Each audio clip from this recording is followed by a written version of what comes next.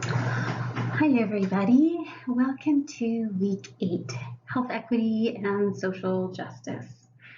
I put together this short PowerPoint presentation just to give a little bit of a introduction to some of the things that we're going to talk about this week and maybe a few insights that you can take forward to think about for your next 2 assignments.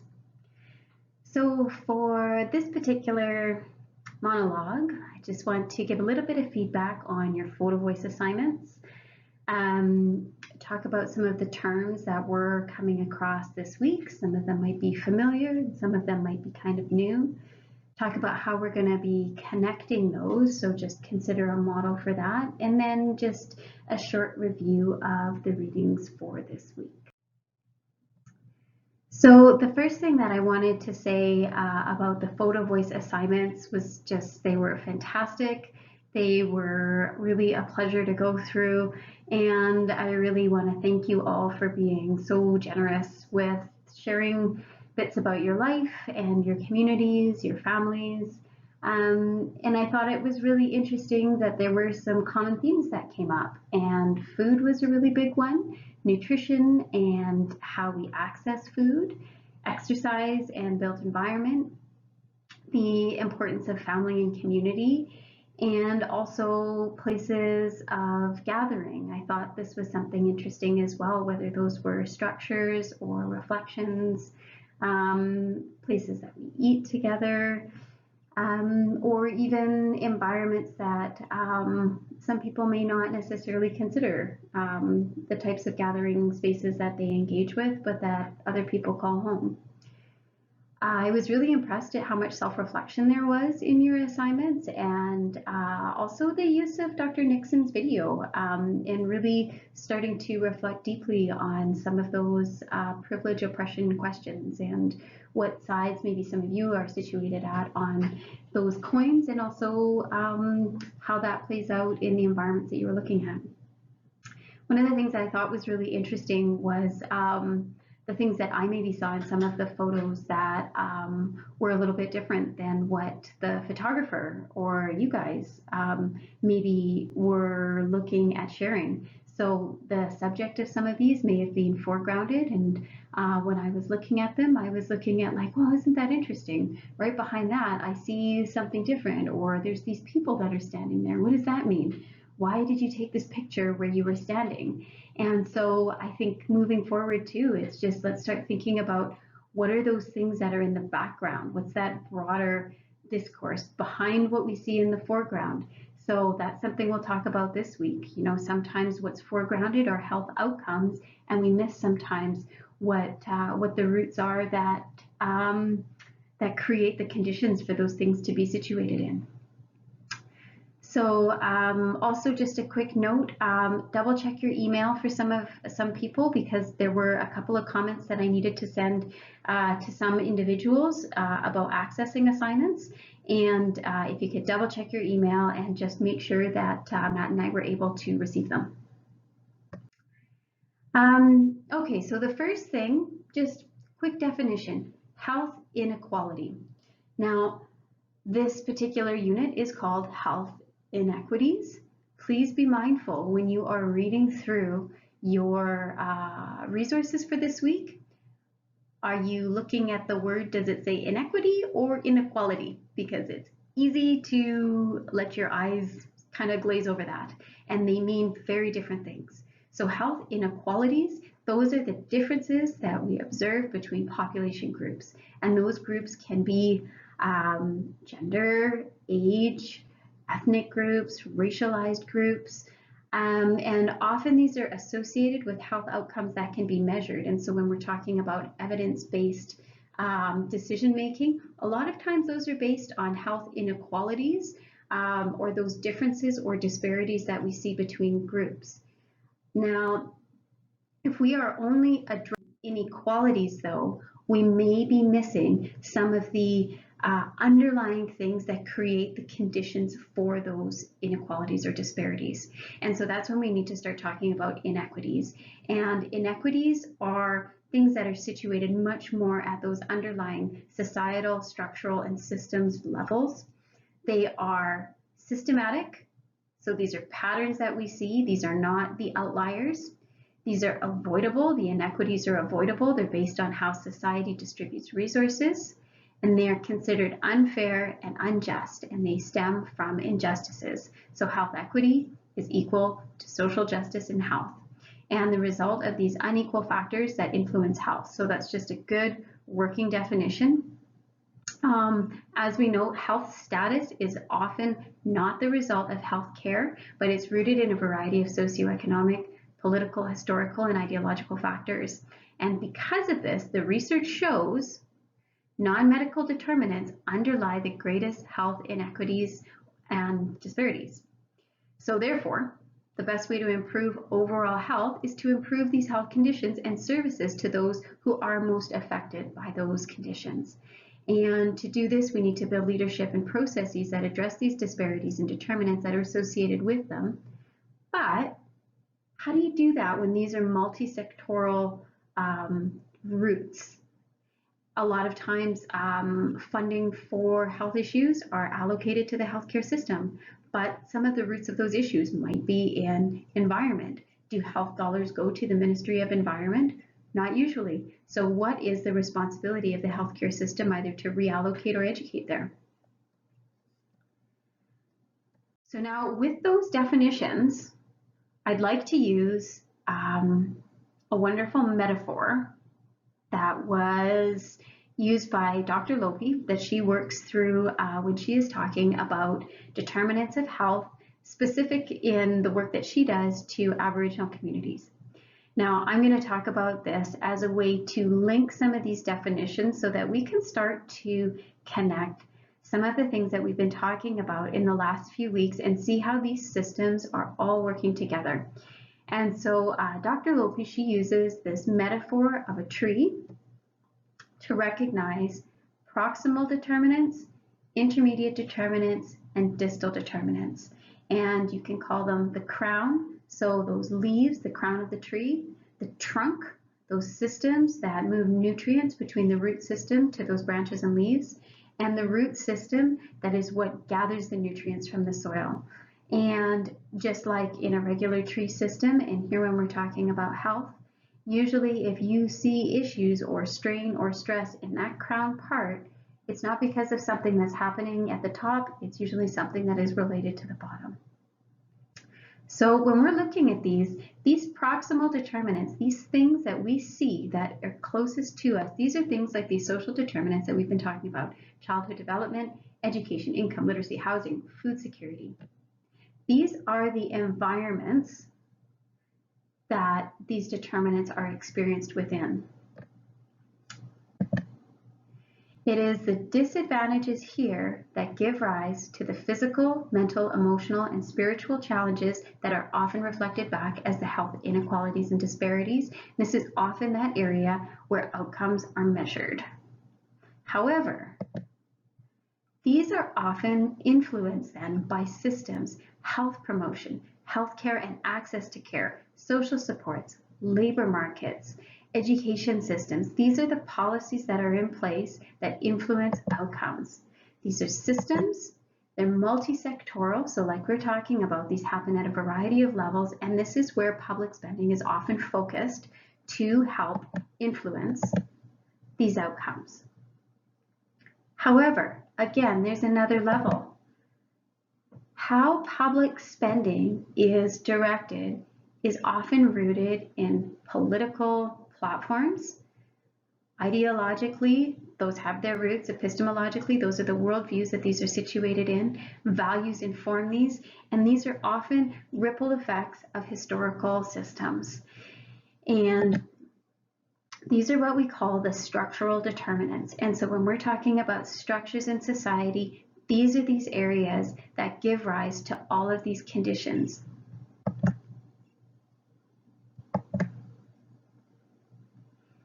It's really important when we see there is a dependence on all of these, that changes in some areas affect others. However, when I talk about these things like public spending, it's really an important conversation that we're having right now, especially with our election looming tomorrow. Where are the health dollars focused? You know, are they doing anything to what kinds of changes are they going to be influencing? And if those dollars weren't there, what would happen? So this is the way that I conceptualize this with some of the definitions that we've been talking about. I see health equity as happening over these structures and these systems. These are interconnected here. Now, distributive justice talks about the distribution of resources. And in an equitable society, you have resources that are distributed based on need, not based on equality. Because if it was an equal distribution of resources, there's a good example in one of the readings that talks about, for example, combating world hunger. In our countries in North America, us eating less doesn't really do much to combat world hunger. You may be equalizing resources, but is it really being that effective? So the reason that I only put distributive justice on the top, though, is because here, social justice, this is really initiating those changes on that structural level that is removing the barriers that create those systems that then ripple up and affect those outcomes. So I hope this is a good explanation to look at how these things are connected so that when you go through some of these readings, you kind of can picture now, you know, where does that system sort of fit into this overall picture? And are we talking about a social determinant or something that's influencing a determinant?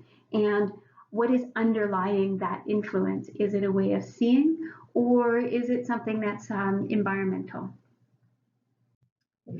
So this week, our resources are going to be, let's see, some a little bit more theoretical, some situational, some that are related directly to situations that are happening presently, and then also one paper that looks a little bit more at policy and research.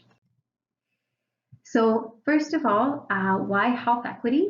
This article by Sen, she is talking about spaces of equality. So she gets into these issues about how equality on its own really doesn't do much. We have to be identifying what it is actually that we're talking about.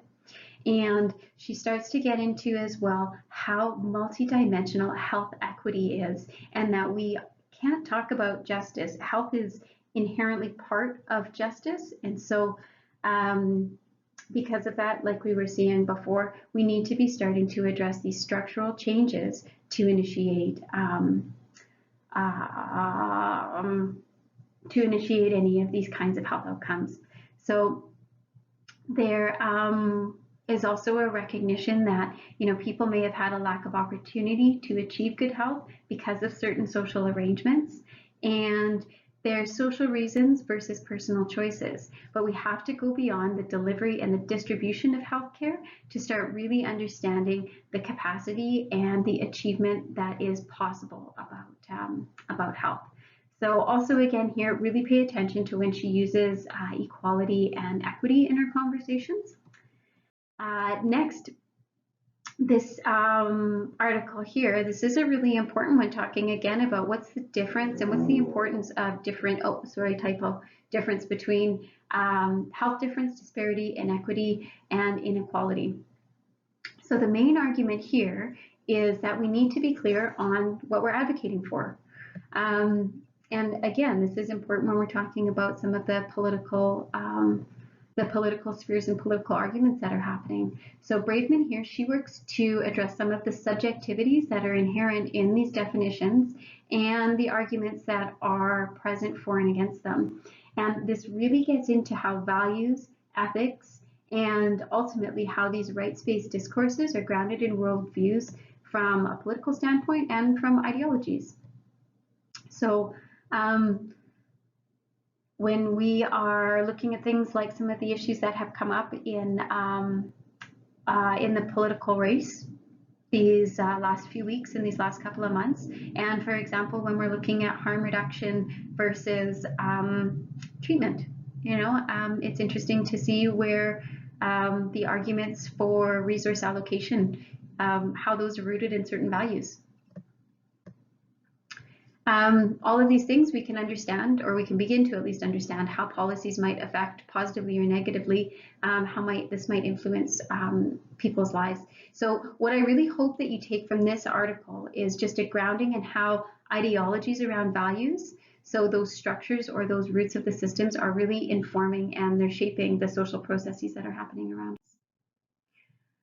This next article by Barco, Polly and La Liberté, Intersectionality, Justice, and Influencing Policy.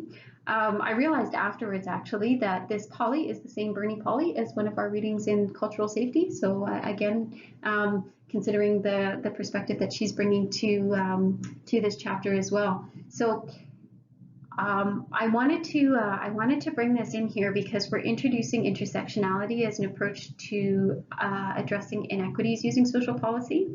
So intersectionality, for those of you who haven't been introduced to that word yet, it adds a little bit more sophistication or academic language to the COIN discussions that we've had. And so the COINs, those ones that Dr. Nixon talked about, one side with privilege and then the other side with oppression, each COIN could represent a structural intersection that health equity and social justice activities are working to remedy. So for Varco et al., they wanted to understand how an intersectional approach would fit into policy. And so first, they had to understand how inequities are currently dealt with. So using a qualitative study, so this was a research project, it was grounded in an ethical lens, and they did this to understand how to enact structural change in policy. And so they interviewed a variety of colleagues that included researchers, policy, and decision makers. And what they found was that a lot of policy is driven by public outcry. And the evidence that's used or it's generated to inform public outcry rather than using evidence to drive policy change. So their research talks about the lack of a system overview or a full landscape approach. And so those approaches would be the ones that would address the structural determinants that are creating inequities. And these are rarely enacted because of this constant need to respond to complaints. And so what the authors are proposing is to use an intersectional approach as a response to this. And when you read this article, just consider some of the things that they talk about in terms of getting decision makers to address issues of importance. So what effective knowledge mobilization strategies could help enact more landscape approaches rather than reactive approaches? And I really want to reinforce that this comment here, it's really applicable to your next assignment. And point 3, when you look in the syllabus about knowledge translation, because it talks about how are you going to effectively engage government sectors or other stakeholders in really influencing some of the change about some of the issues that you might be presenting. So the last article then is called Changes Not for the Faint-Hearted, Reorienting Healthcare Systems Towards Health Equity Through Action on the Social Determinants of Health. So when we're talking about how healthcare tends to dominate in discussions around health and the distribution of health-related resources. And so if we're thinking about some of the political platforms on health and how they discuss the allocation of funds for healthcare spending, how does that measure up when we already know that there is evidence and research and even things out in the media that tell us that the healthcare system is not necessarily the location for health outcomes? So I want to ask you and put this sort of back on you, is there an added responsibility for healthcare providers, such as some of you, to take a leadership role in initiating campaigns that lead you, not just lead you, but lead everybody to a greater overall sense of health justice? So with the reflexive work that you have been doing so far, like the reflections on Dr. Nixon's talk, where would you fit in your social location, which may or may not include that professional place too? So lastly, I wanted to have you guys watch this this TED Talk. It's a guerrilla gardener, Ron Finley, in South Central Los Angeles, and his the thing that was really quite strong, a really big message that he had at the very beginning: the drive-throughs are killing more people than the drive-bys. So some of you may have seen this. It's an example of a health initiative that's outside of the healthcare setting. If you've seen it, please watch it again and just consider some of the following things. So Ron Finley, he talks about healthy eating as a way to disrupt the status quo that is the life course trajectory designed for those in his neighborhood. And I thought as I was going through some of your photo voice assignments and the ways that you guys were talking about community gardens and nutrition, this particular video came to mind. And so I thought that it might resonate with some of you really strongly.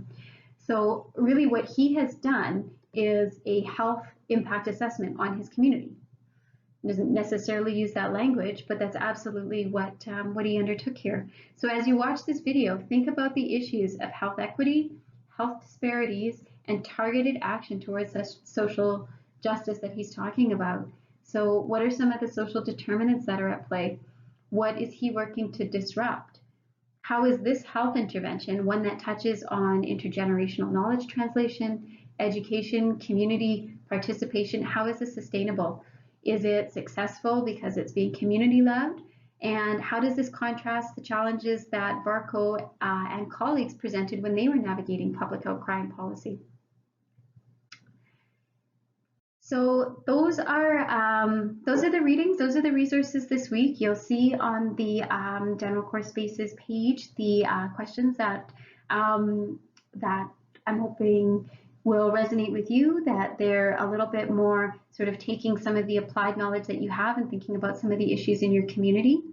And I wanted to leave you with this just this concept that I've kind of been playing with in my mind. And I think maybe in some ways it might be a bit of a helpful way to conceptualize how you guys are going to be putting your assignments 3 and 4 together. And I was just thinking about, planting a garden of health equity. And I was thinking about this because,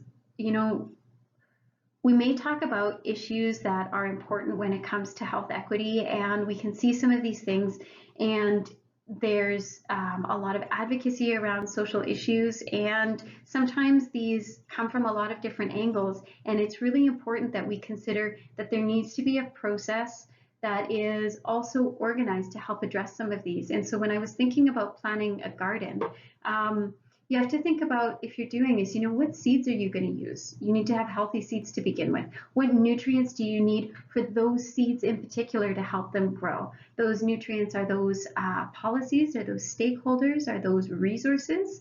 And how are you going to sustain growth so that you have ongoing harvests, so that your crops don't die? Do you harvest these? That means, do you have an endpoint? Are you looking for certain outcomes? So I just wanted to share that idea, if that maybe helps a little bit, sort of how you might think about or conceptualize thinking about some of your ideas, how you're bringing them together, what issues you might address, and then how you might communicate those more broadly. So that's everything. I hope you guys have a great week.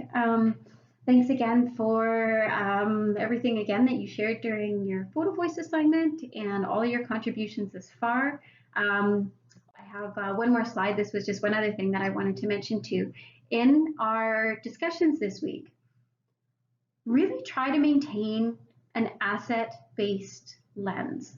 So this is just a reminder, because we're talking about inequities and disparities, these are really things that can conjure up sometimes a lot of really challenging feelings within us. And so I think coming from an asset-based lens doesn't mean negating the facts or the evidence or specific needs of populations, groups, or communities. But it does, however, mean that we are focusing on what can be done to facilitate positive changes. And so that's the difference between an asset-based lens and then a deficit-based lens. A deficit-based lens focuses on what's wrong, and an asset-based lens focuses on the strengths in a community. So just keep that in mind when we're going through discussions, and especially when we're using some of this language, because there is a transition that is starting to definitely move towards much more strength-based approaches, but it can be pretty easy to get caught up in some of the crappy stuff that happens.